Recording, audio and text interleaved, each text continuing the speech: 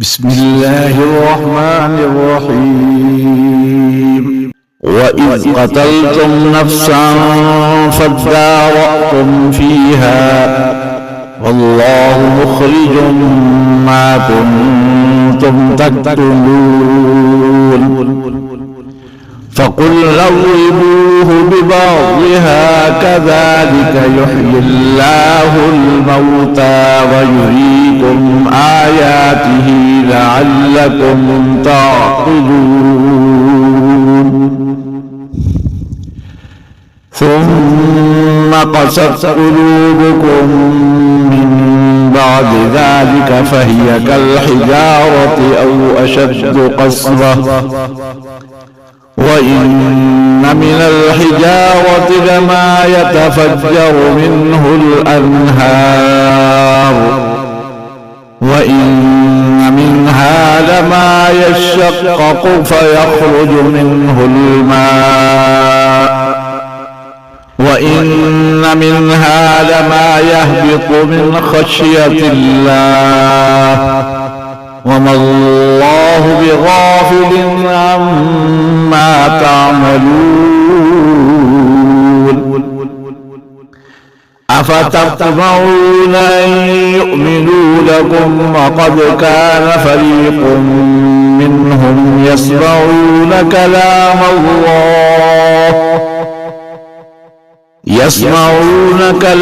الله ثم يحرفونه من بعد ما عقلوه وهم يعلمون.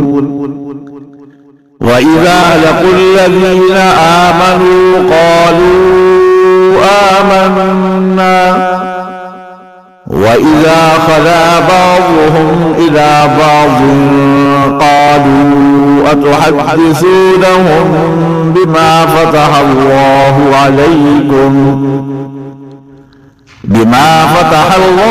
عليكم ليحاجوكم به عند ربكم أفلا تعقلون.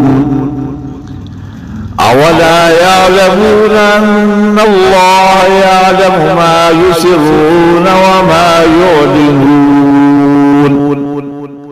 ومنهم أميون لا يعلمون الكتاب إلا أماني وإن هم إلا يظنون.